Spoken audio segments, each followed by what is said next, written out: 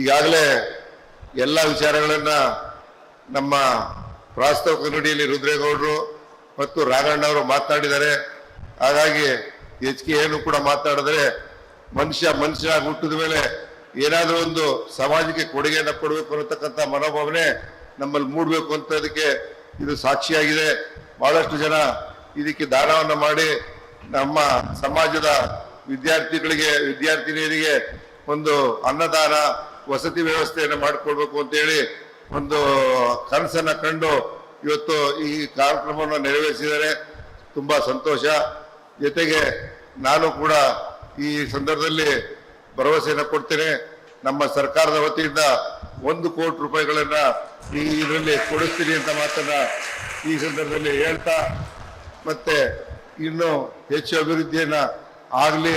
ಶಿವಮೊಗ್ಗದಲ್ಲಿ ವೀರಶೈವ ಸಮಾಜ ಬರೀ ಶಿವಮೊಗ್ಗಕ್ಕೆ ಸೀಮಿತ ಆಗಬಾರ್ದು, ಜಿಲ್ಲೆಯಲ್ಲಿ ಎಲ್ಲ ಕಡೆನೂ ಸೀಮಿತ ಆಗಂಗೆ ಆಗಲಿ ಅಂತ ಕೇಳ್ಕೊಂಡು ರಾಘಣ್ಣವರ ಜನ್ಮದಿನ ಶುಭಾಶಯ ಕೋರುತ್ತಾ, ಅವರು 4 ಬಾರಿ ಲೋಕಸಭಾ ಸದಸ್ಯರಾಗಿದ್ದಾರೆ.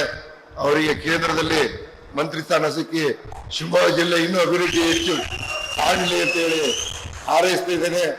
ಹಾಗಾಗಿ ಈ ಸಂದರ್ಭದಲ್ಲಿ ಹೆಚ್ಚಿಗೆ ಏನು ಕೂಡ ಮಾತಾಡಿದರೆ ಮತ್ತೆ ಒಮ್ಮೆ ಯಡಿಯೂರಪ್ಪ ಸಾಹೇಬರು ರಾಘವೇಂದ್ರ ಅವ್ರ ಹತ್ರ ವಿನಂತಿ, ಭದ್ರಾವತಿ ಕ್ಷೇತ್ರಕ್ಕೆ ನೀವು ಬರಬೇಡ್ರಿ, ದಯಮಾಡಿ ನಮ್ಮ ಸಮಾಜದ ಬಂಧುಗಳು ಎಲ್ಲಿ ಬೆಳೀತಾರೋ ಅಲ್ಲಿ ಬೆಳಿಲಿಕ್ಕೆ ಆಶೀರ್ವಾದ ಮಾಡ್ರಿ ಅಂತ ಹೇಳಿ ಆಶೀರ್ವಾದ ಕೇಳ್ಕೊಳ್ತಾ ಈ ಕಾರ್ಯಕ್ರಮಕ್ಕೆ ಶುಭಾಶಯ ಕೋರಿ ನಾನು 2 ಮಾತನ್ನು ಮುಗಿಸ್ತೀನಿ.